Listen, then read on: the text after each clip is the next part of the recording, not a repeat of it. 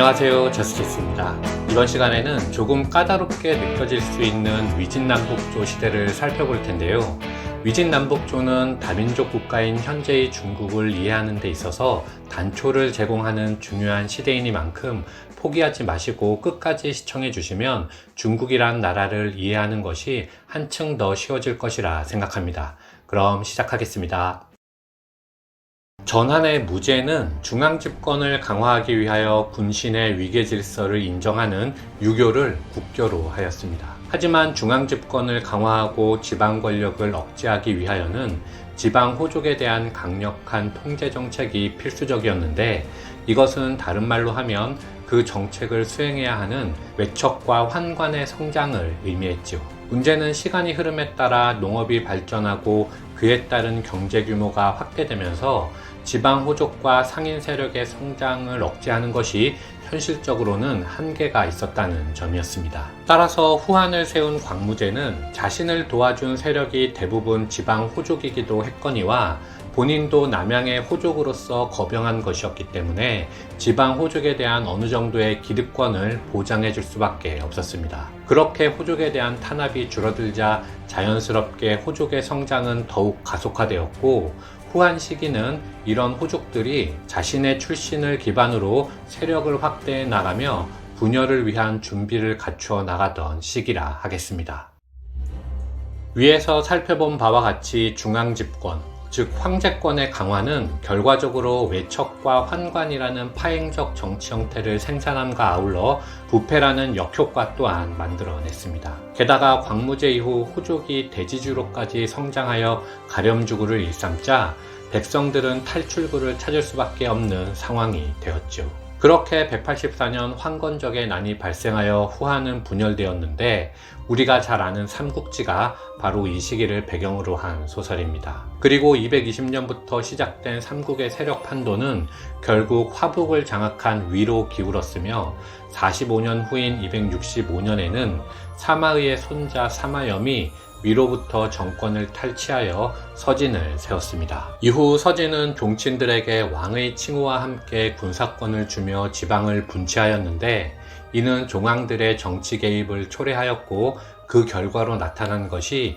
291년부터 306년까지 이어진 팔왕의 난입니다. 아울러 304년에는 산서지방의 흉노 유연이 한을 건국하였고, 한을 이은 전조의 유총은 310년 서진의 수도 낙양을 함락하면서 회제를 포로로 잡아 살해하였습니다. 이후 새로 즉위한 민제마저도 316년에 유효에게 섬멸되었는데, 이를 영가의 난이라 하며 이로써 서진은 멸망하였죠. 아울러 이렇게 중원을 빼앗긴 서진은 이후 강남으로 피난하여 이듬해인 317년 동진을 세웠으며, 이제 중원에는 본격적으로 호족 출신 영웅들이 건국한 5호 16국이 등장하게 됩니다. 참고로 중국사에서는 한족 왕조인 서진이 수도 낙양을 잃고 남쪽으로 쫓겨간 316년부터 수나라가 통일을 이룩하는 581년까지를 대분열기로 봅니다. 북방에서 화북으로 이동한 유목민족은 흉노, 선비, 갈, 저, 강 등 5개 종족이며 4세기 초에 대부분 독립정권을 수립하기 시작하였습니다. 그중 흉노가 설립한 국가는 한, 북량, 하이고, 선비가 설립한 국가는 전현, 후연, 서진, 남량, 남현이며, 갈이 세운 국가는 후조, 저가 세운 국가는 성안, 전진, 후량입니다. 마지막으로 강이 건립한 국가는 후진이죠. 이렇게 하면 총 13개 국가인데, 여기에 한족이 세운 전량, 서량, 북연 등 3개국을 더하여 일반적으로 5호 16국이라 부릅니다. 당시 국가의 수는 실제로는 16개국이 훨씬 넘었지만, 북이 마렵 사관 최홍이 쓴 16국 춘추에서 유래한 이후 16국이라는 용어를 통칭하여 사용하는 것으로 알려져 있죠. 참고로 5호 16국 중 기억해둘 만한 국가는 351년 저족이 세운 전진으로, 전진은 일시적으로나마 화북을 통일한 후 중국 전체를 통일하기 위하여 동진과 비수 전투를 벌였지만 패배하였는데, 만약 이 전쟁에서 전진이 승리했다면 중국 역사에서 한족이라는 이름은 사라졌을지도 모르기 때문입니다.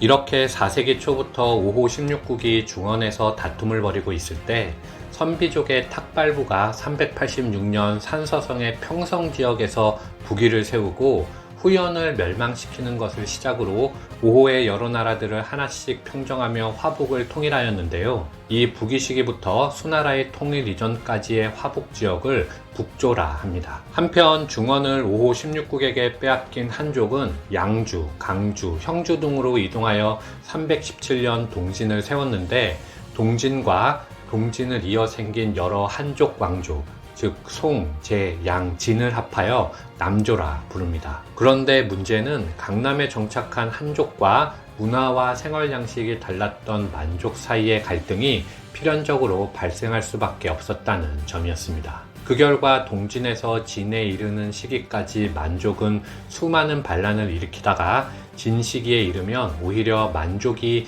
진 왕조의 주도 세력으로 등장하기까지 하지요. 어쨌든 이렇게 동진이 성립한 이후 남과 북의 대결 구도가 형성되기 시작하였고 420년 동진이 송으로 교체되고 439년 마침내 북위가 화북을 통일하면서 남북조의 대결 구도는 명확해지게 됩니다. 참고로 선비가 중원으로 진출함으로써 새롭게 초원을 장악한 부족은 유연이었으며 유연 역시 목축 경제에 의존할 수만은 없었기 때문에 남쪽 농경지대의 도움이 필수적이었지만 북위는 유연을 고립하는 정책을 취하였습니다. 이로 인해 유연의 지배를 받고 있던 튀르크계 유목민들의 반란이 이어졌고 결국 552년이 되면 그들이 유연을 멸망시키며 돌궐 제국을 세우게 되는 것이지요. 즉 북위는 남쪽의 남조뿐만 아니라 북쪽의 유연과도 치열한 대결을 벌였다는 이야기인데 조금 더 알고 싶으신 분들께서는 돌궐 제국 편을 참고하여 주시면 좋을 것 같습니다. 통일 이후에 북위와 관련하여 기억해 두어야 할 황제는 471년 즉위한 효문제인데 그 이유는 그가 한화 정책을 시행한 황제이기 때문입니다. 그가 친정에 나서기 전에 시행된 삼장제나 균전제 등의 정책은 당시 실권자인 문명태후의 정책으로 제도개혁일 뿐 호족 중심의 국가체제를 바꾸려는 시도는 아니었지만 친정 이후 효문제의 개혁은 국가의 성격 자체를 한화하려 한 개혁이었기 때문이죠. 관제개혁과 성족상정 등이 그 대표적인 예인데 관제개혁은 간단히 말하여 국가 관직에 북위 고유의 것을 없애고 한족의 것을 채용한 것을 말하며 성족상정은 관직에 나갈 때 한인이 기왕에 존재하던 귀족제라는 사회 통념에 의한 가문의 등급에 따라 진출한 것을 참고로 이에 대응하기 위하여 호족 역시 자신들을 서열화한 것을 말합니다. 귀족제는 출신 지역이나 종족에 따른 차별을 두지 않았기 때문에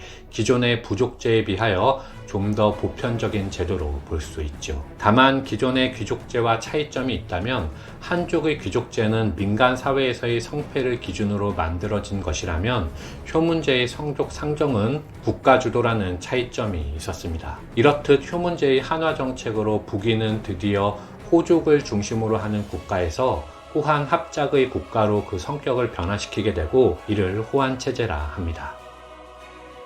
한편 효문제의 개혁에 불만을 가지고 있던 세력들도 있었는데 특히 중앙의 근위군이 아닌 북방 변경의 군진들은 효문제의 개혁 이후 임관 자격이 박탈되어 큰 불만을 가지고 있었습니다. 그렇게 발생한 것이 육진의 난이며 우여곡절 끝에 난은 진압되었지만 그 와중에 산서 중부의 실력자 이주영이 하음의 변을 통하여 태후와 신하 2천여 명을 학살하기도 하였죠. 이렇게 북위는 차츰 분열되기 시작하였고 결국 회삭진 출신의 고환이 533년 한족 명문 세력과 연합하여 관동의 패권을 잡고 효정제를 등극시키며 동의를 건설하였고 고환의 아들 고양이 550년 효정제를 몰아내고 북제를 건국하였습니다. 참고로 고환이 아들들의 능력을 시험하기 위하여 얽힌 실타래를 주고 풀어보라 하였더니 아들들이 이를 풀기 위하여 안간힘을 쓸 때 둘째 아들 고양이 칼로 실타래를 베어버린 후 어지러운 것은 베어버려야 합니다 라고 말했다고 하는데요. 여기서 유리한 사자성어가 바로 쾌도난마입니다. 아울러 무천진 출신의 우문태 역시 한족 호족 세력과 합작하여 535년 관서지역에서 문제를 등극시키며 서위를 건설하였고 우문태의 아들 우문각이 556년 공제로부터 양위를 받아 북주를 건국하였습니다. 참고로 우문태는 관동에 비하여 국력이 약했기 때문에 한족과 연합하여 관롱 집단이라는 새로운 정치 집단을 만들었고, 그들이 서위를 비롯하여 훗날 북주와 수, 당을 창건하게 되지요.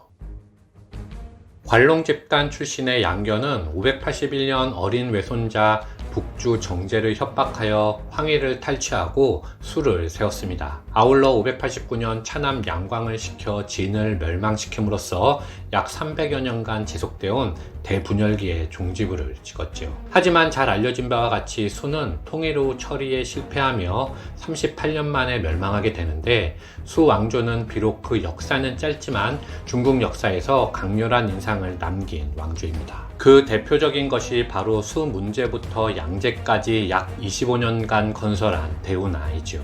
대운하는 먼저 문제가 584년 광통거를 개통한 것을 시작으로 이후 양제가 수도를 낙양으로 옮긴 후 605년부터 610년까지 통제거, 영제거, 한구, 강남하 등 서로 연결된 4개의 운하를 만든 것인데, 낙양을 중심으로 북으로는 탁군, 남으로는 여항까지 폭 30-40m, 총 길이 2,500km나 되는 어마어마한 규모였습니다. 대운하는 위진남북조 시대에 진행된 강남 경제개발의 성과를 북방지역으로 흡수하기 위한 것이 주 목적이었는데, 특히 수나라의 수건 사업이었던 고구려 정복을 위하여 원정기지 탁군과 강남을 연결하여 병참선을 확보하려 하였지만 수나라는 고구려 원정에 실패하며 멸망하게 됩니다. 참고로 오늘날 소위 경항대운하라 부르는 중국의 대운하는 명나라 영락제 시기에 완성된 것임을 말씀드립니다. 위진남북조를 관통하는 핵심은 우호가 본격적으로 중원으로 진출함에 따라 한족이 강남으로 이동하여 진정한 의미의 중국이 시작되었다는 점입니다. 다시 말해 문화와 풍습이 달랐던 호족과 한족이 같은 하늘 아래 융합되지 않고 병립하며 진정한 의미의 중국 통일을 준비한 시기로, 그 결과 미시적으로는 대당제국의 출현을 가능케 하였고, 거시적으로는 다민족 국가인 현재의 중국을 형성케 한 매우 중요한 시기라 하겠습니다. 이상 마치겠습니다. 감사합니다.